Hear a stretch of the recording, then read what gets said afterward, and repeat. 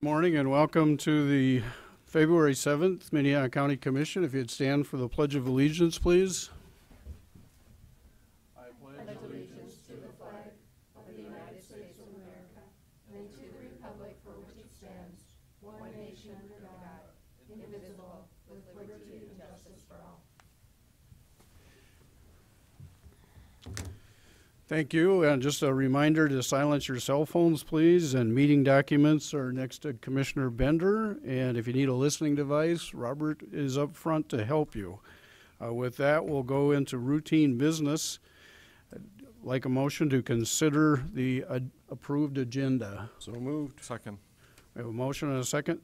All those in favor say aye. Aye. Aye. Those opposed, nay. Motion unanimously passes.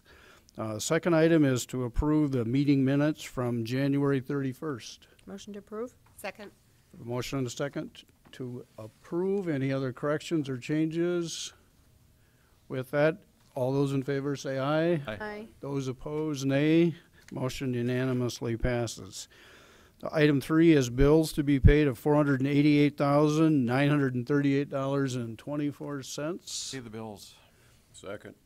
We have a motion and a second. Any comments, questions? If not, all those in favor say aye. Aye. Opposed, nay. Motion unanimously passes. Minnehaha County Sheriff's Report for January is filed with Robert. Personnel actions, Carrie Deaver. Consider a motion to approve the routine personnel actions. Good morning, Carrie. Good morning. To approve? Second. We have a motion and a second for routine actions. All those in favor say aye. Aye. All those, Jeff, are you? I said aye. Oh, I'm sorry. Motion unanimously passes then. Thank you. The second item is to recognize the very significant employee anniversaries in February. Hi, I have a long list for you this morning You for do. people celebrating anniversaries in February. We have Deb Knudsen with the Extension Office, Tyson Anderson with the jail, Bethany Jost with the Public Defender's Office, and Alan Phillips with the Sheriff's Office, all celebrating 5 years of service.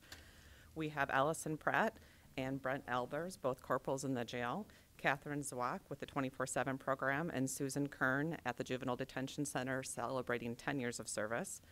We have Beverly Skyberg, who is our court records officer at the jail, celebrating 15 years of service, and Randy Engelson at the highway, who's celebrating 25 years of service. Thank you. And to all those individuals who have had significant service to the county, we do appreciate their support and commitment. Thank you. Good morning, Carrie. Are you on that list too? Oh, shoot. Item C is to recognize volunteers in the county departments. This is our list for January of 2017. The list continues to grow. We're well over 250 individuals in 10 different areas of the county. Amazing. It's amazing, and the financial support that relates to in-kind gifts is awesome. Yes, it does. Item number D is to authorize the chair to sign an addendum to the Administrative Services Agreement between Minnehaha County and UMR for medical service fees. This is one that we see each year. You remember that UMR is our third-party administrator for our health plan. So they coordinate programs and services involving reviewing bills, making sure our summary plan description is up to date, and making sure that all claims are processing in accordance with that. We pay most of our fees to them on a per employee per month basis, and we typically negotiate 3-year contracts with them. We negotiated this particular contract or these rates back in 2014 for 2015, 16, and 17. So these are the rates that we knew we would be facing for 2017. Even though we have that, they do ask that we update the addendum each year to the agreement to reflect those rates. So the rates, the ones that are changing most significantly are the medical fees for single and family that are going up approximately 4%. And then our stop loss interface fee, which is going up approximately 3%. Again, all anticipated and included when we set our premiums for the year. Thank you, Carrie. Does anybody have any questions or comments for her? I'd make a motion to approve. Thank you. Second. We have a motion and a second to approve the contract. All those in favor say aye. Aye. Those opposed, nay. Motion unanimously passes. Thank you. There's no applications for abatement, no notices, no planning and zoning notices, no petition of compromise of lien. Yay. Now is the time that if anyone has any questions or comments that they'd like to make to the public, if you will, and to the county commission on any item that's not on the agenda, they're welcome to do that. We're in the express lane this morning. With that, we'll go to regular business. Number 10 is to authorize the chairman to sign an addendum to the agreement between Minnehaha County and the Highway Union Local 2561, Council 65 of the American Federation of State, County, and Municipal Employees. Carol Muller. Good morning, Commissioners. Carol Muller, Commission Administrative Officer. The Highway Union has asked the Commission to consider a change in the current contract regarding Article 6 equipment and uniform. Under the current contract, employees receive a $425 lump sum payment annually to cover the purchase of standardized clothing. The exception is for employees who begin employment between July 1st and December 31st. In these instances, an employee would not be eligible for payment up to 18 months. The attached memorandum, the change that is being requested, would change this so any staff that is hired between that July 1 and December 1st would receive, December 31st, my apology, would receive a $150 payment to cover required clothing. Thank you. Does anyone have any questions for Carol? Commissioner Freiberger? My only question would be, since this is between July 1st and December 31st, if they're hired December 20th, do they get $150 and then the first of the year they get another $425? No, they would get $150. Yeah, no, but if annually on the first of the year you get $425 for the next year, is that person going to get $150? They on would not December get it 25th? for 13 months. They would have to go through a whole cycle. That seems kind of crazy too.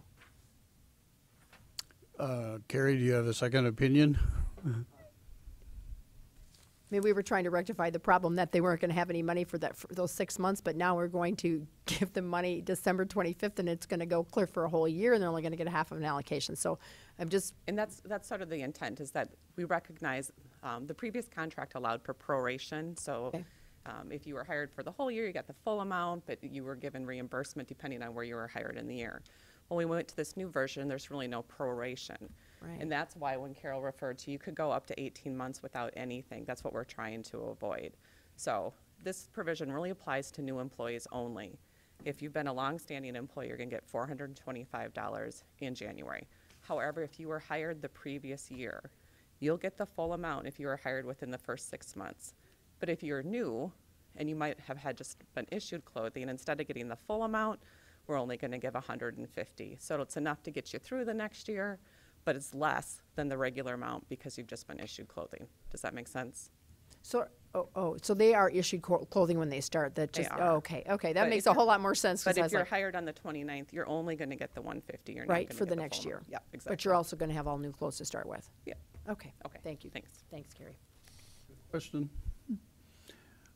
Do we have a motion? I'll make a motion to approve. Second.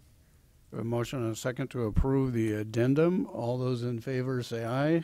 Aye. Those opposed, motion unanimously passes. Item number 11 is to authorize the chairman to sign a letter to receive the $50,000 grant awarded by the MacArthur Safety and Justice Challenge Network Innovation Fund to participate in the planning process to produce an implementation plan for a triage center concept. Aaron Surska, good morning.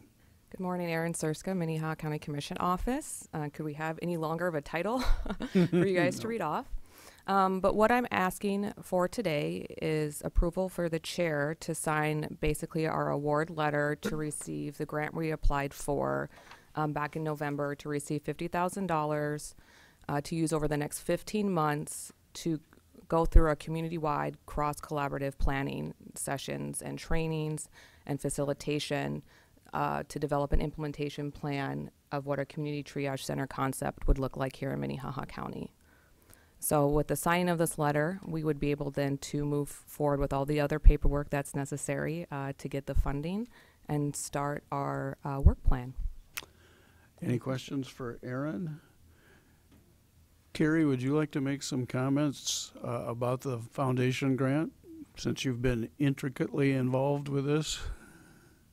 Good morning, Commission. Carrie Benz, HS. Actually, we're really excited to have received the grant. We initially applied for $17,900. We were trying to be very forgiving in regards to the cost of what it probably would to actually do all of what we'd like to do. And we were fortunate enough to actually be contacted and said they didn't want to just give us the $17,900. They actually wanted to give us the full $50,000.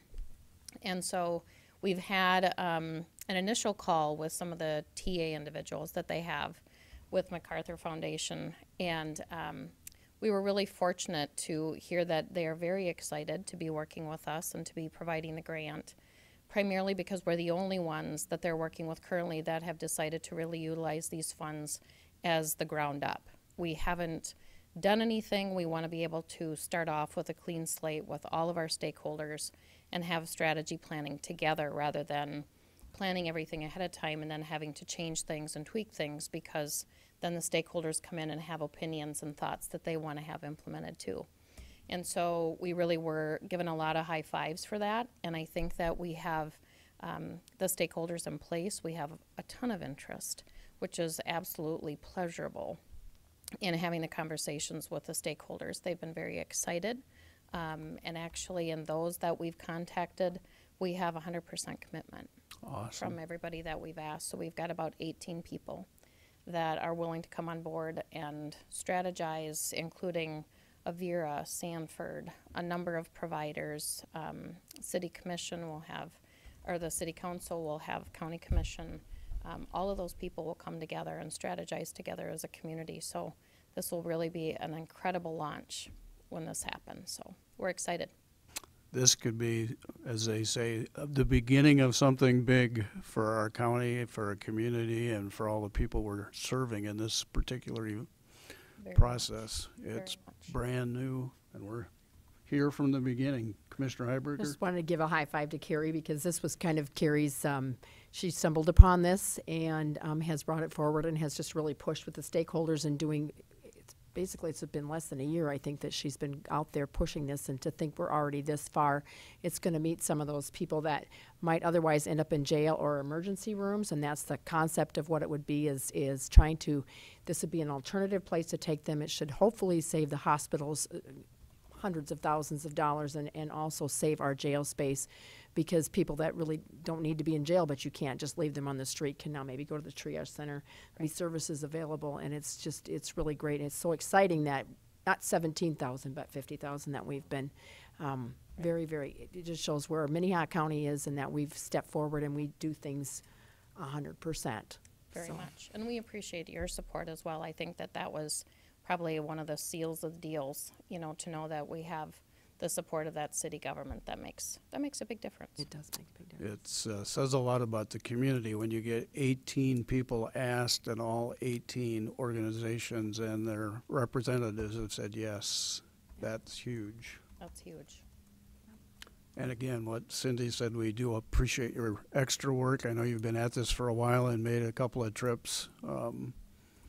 We think this is an awesome thing to do, and we appreciate your leadership. Thank you so much. We're Super. excited. Do we have a motion to approve? So moved. Second. Motion to approve the grant awarded by the MacArthur Safety and Justice Challenge Network Innovation Fund. All those in favor say aye. Aye. Opposed? Motion unanimously passes.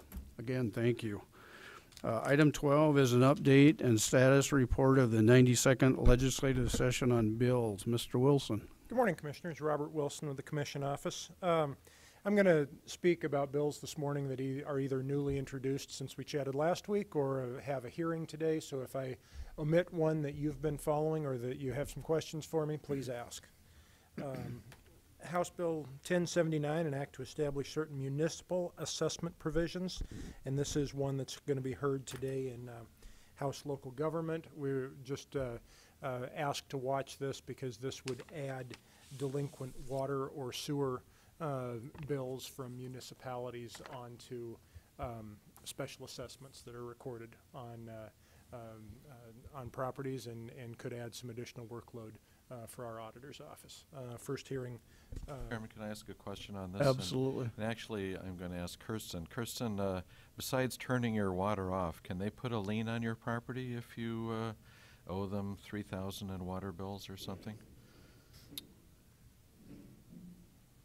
I believe this, I'm not aware of any specific lien.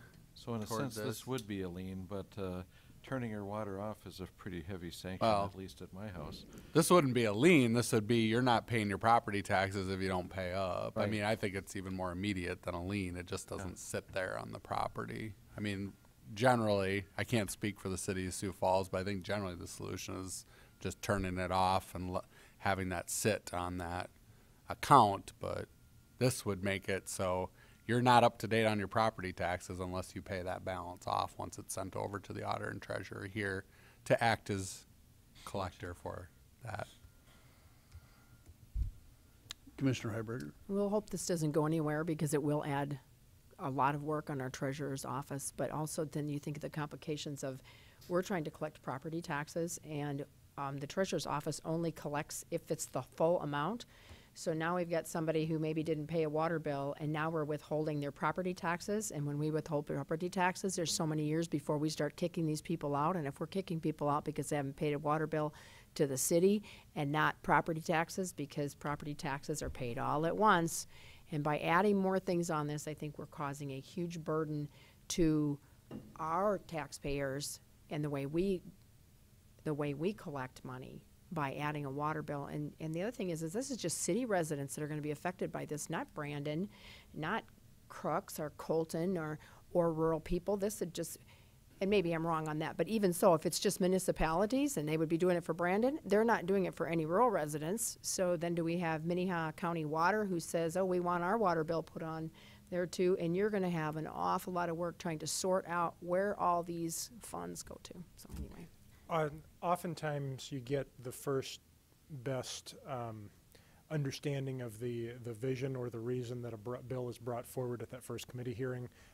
Certainly we'll take a close listen on that committee hearing and we'll update the narrative to reflect that and track this as it moves forward.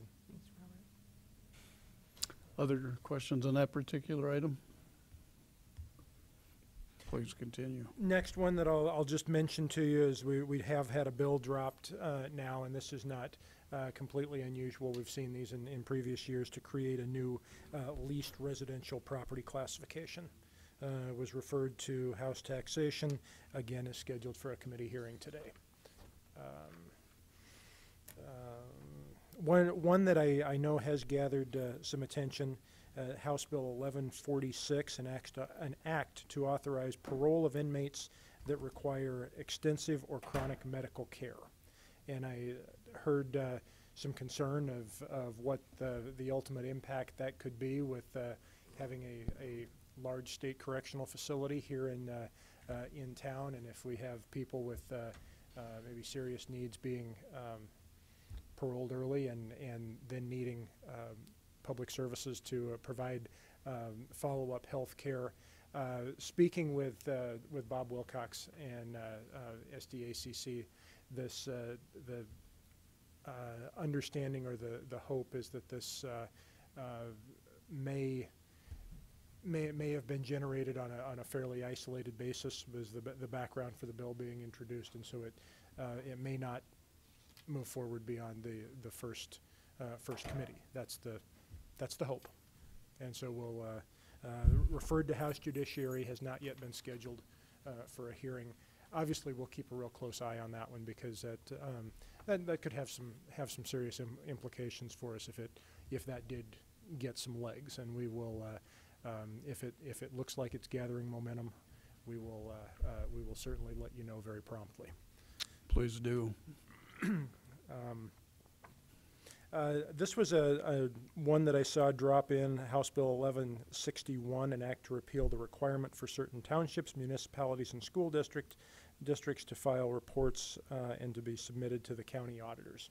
You know, those are just a matter of business that we get those reports from those different entities, and it's good information to have. I'm kind of curious why we, you know, the prompting of not continuing to do that, but hearing is scheduled today in House Local Government, and that's when we'll follow. This next one, 1163, an act to revise certain provisions regarding the Board of County Commissioners. And currently, a commission. Excuse me, can you put the screen on the legislative bills I'm sorry. rather than the agenda? In case somebody is looking at Yeah. this process.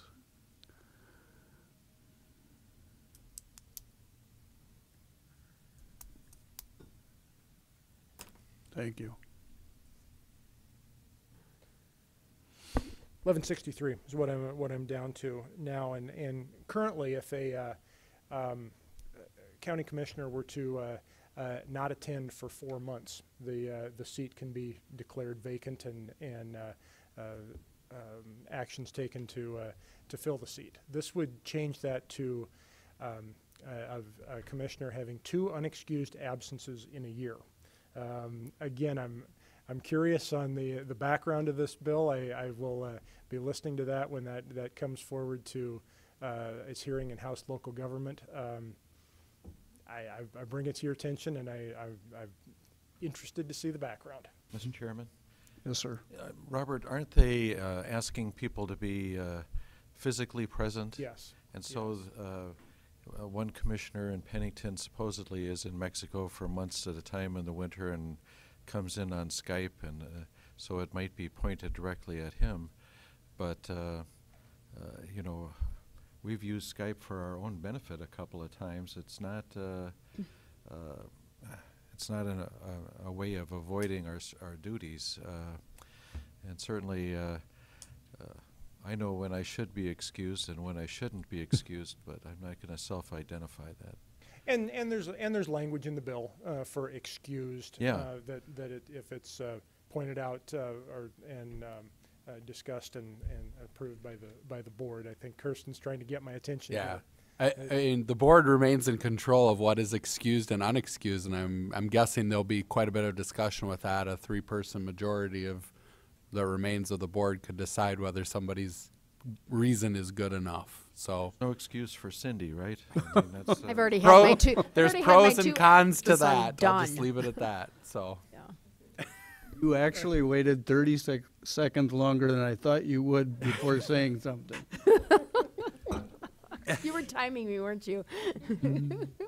Now, this next bill here, 1164, an act to revise certain provisions regarding violations of county and municipal ordinances. I've looked to Kirsten for some guidance on this one. I've looked to State's Attorney McGowan for some direction on this, because it appears in a reading of the bill that it changes, among other things, the maximum penalty for the violation of a Class 2 misdemeanor, and doesn't really make it clear what the change moves to. And so it's again, working with SDACC.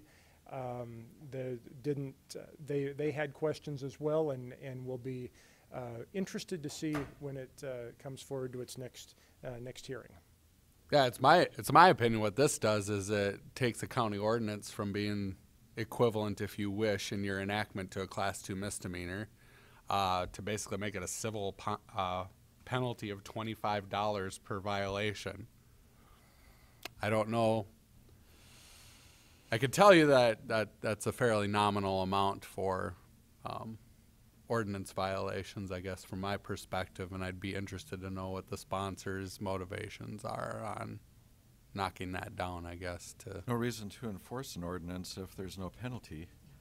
Well, I don't know if I go that far, but I mean, it makes it less of a penalty for noncompliance. I can tell you that for sure. My reading of it is anyway. So I'd be interested to know what the association thinks about that as well. And it does affect municipalities too. There's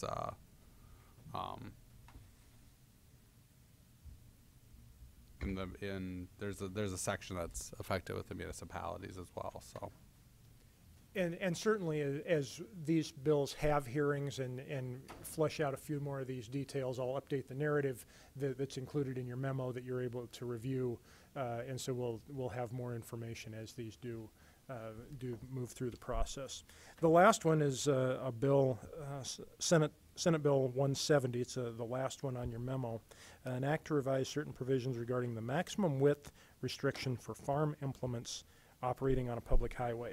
And spoke with both DJ and Shannon on this one. And if this were to pass, this opens up the allowable width for farm machinery from a current 102 width up to 216 inches. And I think both the concerns that they mentioned are both the safety issues of taking that size of a implement on a county highway or a township road, but also something that DJ mentioned was that if you get something that wide, that large, oftentimes that's very heavy, and if it's up on the edges of the road could cause some deterioration on the sides. Earlier I saw DJ, I didn't know if he wanted to comment anything or make any additional comment. It's been referred to Transportation Committee. We'll watch it. No hearing scheduled yet, but that just caught my attention because it was such a change from current practice, even if it is limited to farm machinery. Mr. Chairman? Yes. You know, there is a bridge over by Humboldt that I received some complaints about because there were no railings on the bridge. And they had been knocked off by farm machinery. And the highway department put some railings on there that would bounce back up after they're knocked down. Well, they got hit enough times that they got knocked off, but the neighbors who are farmers are still complaining about no railing on the bridge.